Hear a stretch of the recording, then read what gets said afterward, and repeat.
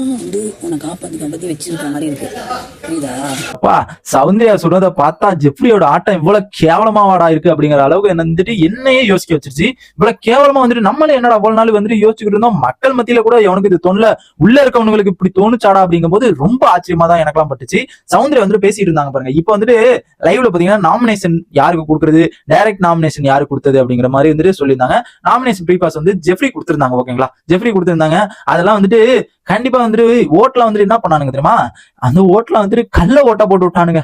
எல்லாமே கள்ள ஓட்டு, எல்லாமே ஃபுல் அண்ட் ஃபுல். அந்த அவனுக்கு வந்து 6 ஓட்டு ஃபுல் அண்ட் ஃபுல் கள்ள ஓட்டு. அவன் மேனேஜரா இருந்து ஏதாச்சும் பண்ணியிருந்தானா கண்டிப்பா நீங்க வந்துட்டு என்ன திட்டலாம். கண்டிப்பா வந்துட்டு அவன் இதை பண்ணடா, இதனால தானே நாமினேஷன் ப்ரீ பாஸ் கொடுத்தானுங்க அப்படிங்கிற மாதிரி வந்துட்டு ஏதாச்சும் நீங்க சொன்னீங்கன்னா அதுக்கு நான் அப்ரிசியேஷன் பண்றேன், ஓகே நல்லது அப்படிங்கிற மாதிரி. ஆனா அவன் வந்துட்டு எதுவுமே பண்ணல. மேனேஜரா இருந்து எந்த ஒரு ஒண்ணுமே ஒரு இதுவுமே கழட்டி மாட்டல. அவன் நட்டு கிட்டு போட்டு அவன் வந்துட்டு என்ன பண்றான், எனக்கு 2 பிள்ளைங்க அடிச்சா போதா நான் போய் பூந்து விளாடுறேன்டா அப்படிங்கிற மாதிரி வந்து உட்காந்துக்கிறான். எந்த பொறுப்பு, நான் ஒண்ணு சொல்றேன், பசங்க கூட போய் உட்காந்து பாத்துருக்கீங்களா? நான் கண்டிப்பா பார்த்ததே கிடையாது.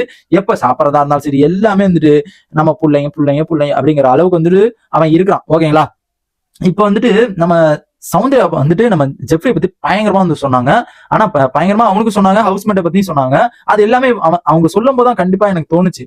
என்ன காரணம் பாத்தீங்கன்னா, அவன் கேப்டனா இருக்கும்போது எல்லாருமே உன்னை காப்பாத்தி காப்பாத்தி ஸ்டார்டிங்ல இருந்தே உன்னை காப்பாத்தி காப்பாத்தி எல்லாருமே வந்து கொண்டு வராங்க. அவங்க என்ன பண்றாங்க பாத்தீங்கன்னா, எல்லாமே உன்னை சேவ் பண்ணி கொண்டு வராங்க. உன் மேல எந்த தப்புமே இருக்கக்கூடாது, உன் மேல எந்த அவரை அடிமை படக்கூடாது அப்படிங்கிறனால எல்லாம் சேவ் பண்ணி கொண்டு வராங்களாம். கண்டிப்பா அது உண்மை. எவனுமே வந்துட்டு எல்லாத்து கூடயும் போயிட்டு அவன் வந்துட்டு என்ன பிளான் பண்ணிருக்கானா, எல்லாத்து கூடயுமே போயிட்டு அவன் கொஞ்சம் க்ளோஸ் ஆனா அவன் வந்துட்டு யாருமே நாமினேஷன் பண்ண மாட்டாங்க. அந்த ஒரு காரணத்துக்காண்டி அவன் என்ன பண்றான், நாமினேஷன் ஆகக்கூடாது அப்படிங்கறதுக்காண்டி எல்லாத்துலயுமே ஒரு ஆள் இல்ல 2 ஆள் இல்ல, அன்சிதாவா இருக்கட்டும், தர்ஷிகாவா இருக்கட்டும், சௌந்தர்யா, ஜாக்லின், பவித்ரா, மறுபடியும் சௌந்தர்யா, இப்போ அப்படியே கூடு விட்டு கூடு பாஞ்சுக்கிட்டே இருக்காங்க.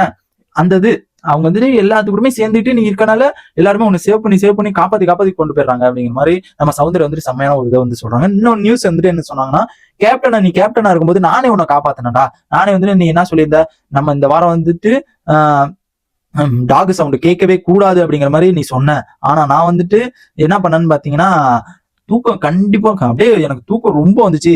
ஐயோ என் ஃப்ரெண்டு ஜெஃப்ரி இருக்கானே அதனால வந்துட்டு ஜெஃப்ரி மாட்டிக்குவானே அப்படிங்கிற ஒரே காரணத்துக்காண்டி நான் தூக்கத்தை அவ்வளவுக்கு அவ்வளவு வந்து கண்ட்ரோல் பண்ணிட்டு இருந்தேன் அப்படிங்கிற மாதிரி நம்ம சௌந்தர்யா வந்து சொல்றாங்க.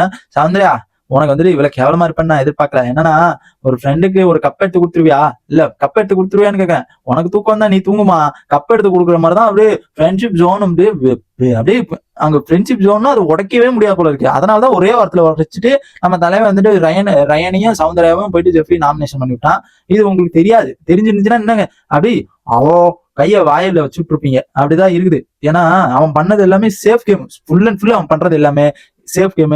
அவன் சின்ன பையங்கிறனால எல்லாருமே என்ன பண்றானுங்க, கழட்டி அவன் வந்துட்டு எல்லாத்துக்கும் அந்த க்ளோஸ் ஆயிடுறான், ஃபுல் அண்ட் ஃபுல் க்ளோஸ் ஆயிடுறான். அதனால என்ன பண்றானுங்க, அப்படியே கழட்டி விட்டுறானுங்க. இது வந்துட்டு இவனா நாமினேஷன் பண்ணா நான் கூட இருந்துகிட்டே எப்படி நாமினேஷன் பண்றது, கூட இருந்துகிட்டே நாமினேஷன் எப்படி பண்றது அப்படிங்கறதுனால எல்லாருமே என்ன பண்றானுங்க, நாமினேஷன் பண்ணாம விட்டுறானுங்க. அதனாலேயே வந்துட்டு மோஸ்ட்லி அவன் வந்துட்டு நாமினேஷன்ல வந்துட்டு வர்றதே கிடையாது. ஒரு 2 வீக் மட்டும் தான் வந்திருக்கான். இப்போ வந்துட்டு நாமினேஷன் ப்ரீ பாஸ் கொடுத்துட்டானுங்க, அடுத்த வாரமா ஆப்போசிட்டானுங்க. இதை பத்தி உங்க ஒப்பீனியன் மறக்காம கமெண்ட் பண்ணுங்க. ஹவுஸ்மேட் எல்லாருமே அவனை சேவ் பண்ணி அவனை காப்பாத்திக்கிட்டே இருக்காங்களா அப்படிங்கறத மறக்காம கமெண்ட் பண்ணுங்க. இந்த மாதிரி பிக் பாஸ் தெரிஞ்சுக்க நம்ம சேனலை சப்ஸ்கிரைப் பண்ணி சப்போர்ட் பண்ணுங்க.